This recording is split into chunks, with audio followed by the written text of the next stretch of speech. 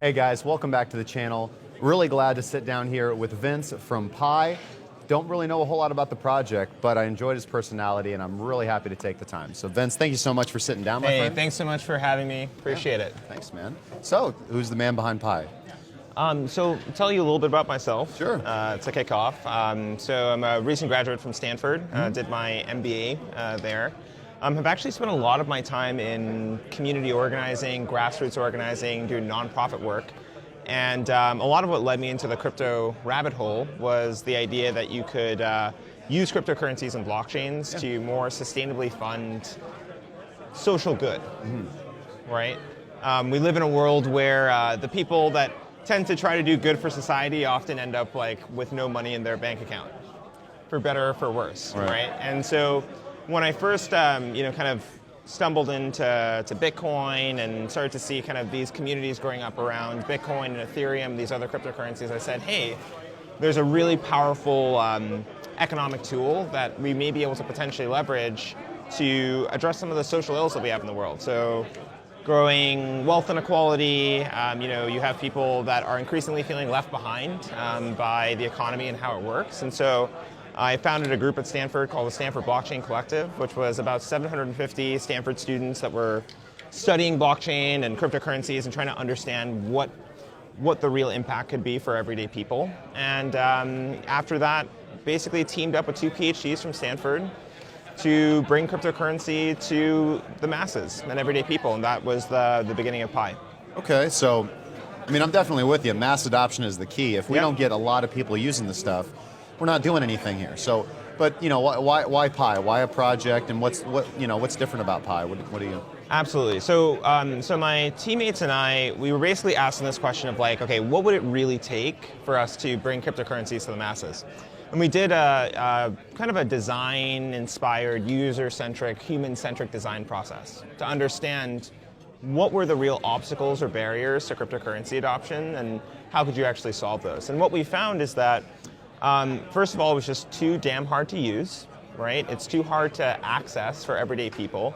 And then the second thing is that the value proposition wasn't incredibly clear for people. They weren't sure exactly what cryptocurrency was or why it would make a difference for them outside of the folks that were, making money really in more speculative use cases, so trading and all that type of stuff. Right.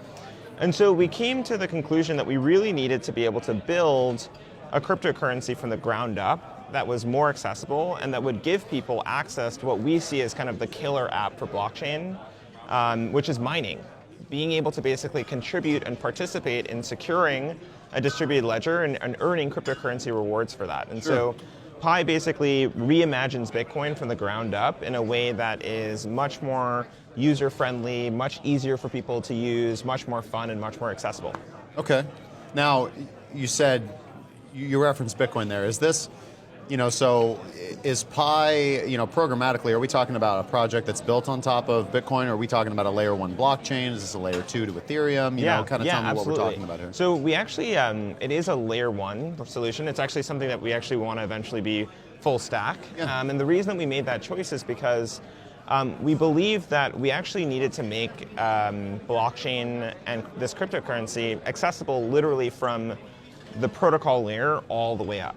We actually needed to make mining the currency and the consensus algorithm something that was also intuitive and accessible to people. And listen, I'm a huge fan of Bitcoin, and I'm very happy for proof of work and the fact that it's expensive, and that's what basically keeps me sleeping at night, right? Knowing that my Bitcoin will be secure. And at the same time, we have to acknowledge that the everyday person isn't going to, pick up a 20-page manual and learn how to set up a server in their home to mine Bitcoin, right? If they want to have a good shot at it.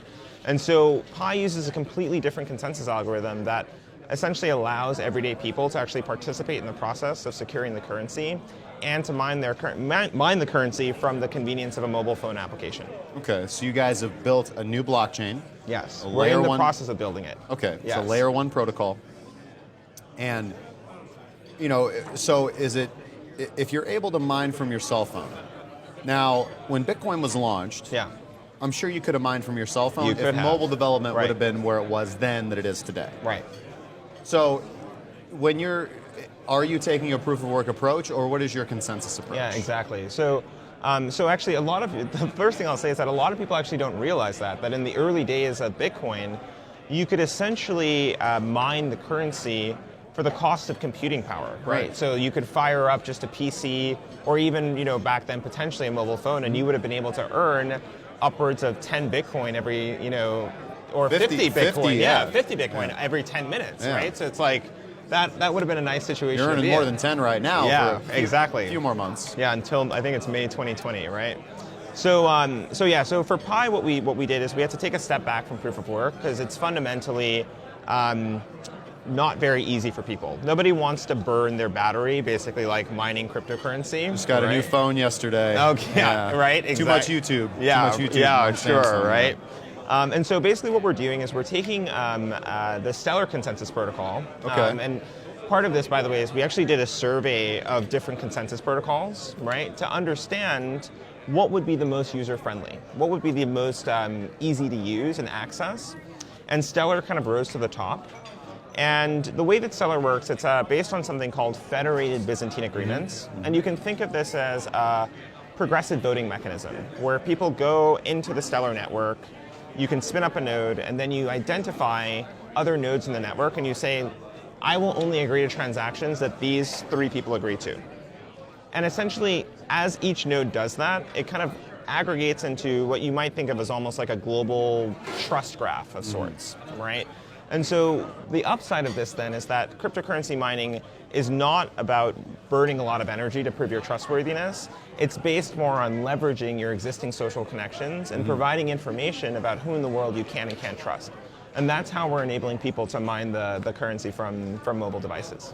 So in that sense, so with Pi, you would open up the app, because we're talking about mobile. You spin up a node and you choose who you want to trust in the node, the Stellar federated consensus. And the status of sharing the information of who you trust is the mining process? Exactly. Okay. Right. That way that information can be distributed across the network, and other people can build their federated trust systems kind of based off that available Exactly. data. And then the plan is also to eventually have PC nodes as well, right? Sure.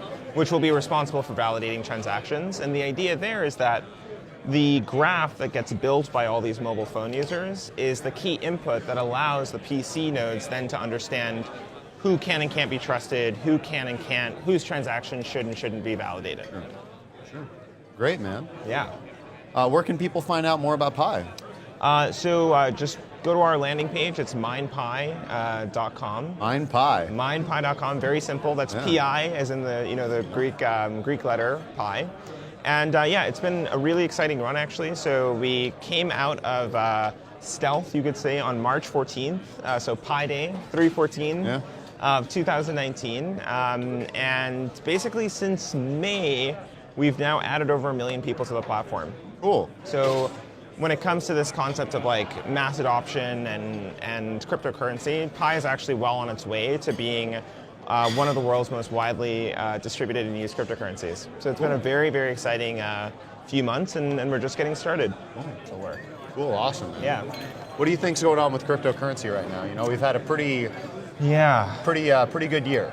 So, where do you think we're headed? I mean, I think that we're in the kind of maturation phase, I think, of cryptocurrency. Obviously, the 2016, 2017 bull market and bubble, as some would call it, was a very exuberant time, you should say, in the crypto space, right? Good time for traders, actually. Good time for traders. Right?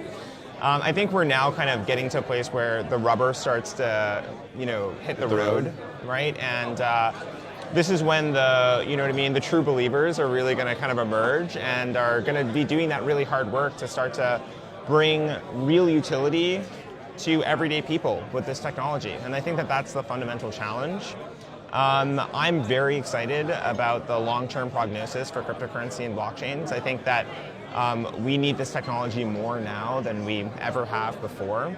And at the same time, I'm being realistic about the challenges of really demonstrating the power of this technology to everyday people. I think that the holy grail is basically what I think we're trying to tackle with Pi Network, which is true mainstream mass adoption and true utility, which is why people actually use this stuff. So I think that that's basically, if there's a theme for 2020, I think it's both, it's build, sure, but also like have people use. Get it in the hands of people. Yeah, we got to do that, man. You know, it's like, you know, we have to make this a lot more concrete for everyday people, and that's what's really going to catalyze the next wave of crypto adoption. I hope so, man. And I'm looking forward to it. Yeah. Vince, thanks so much for taking the time. Yeah, so great talking to you, man. Thanks for the questions. I appreciate it, okay? Yeah. Awesome.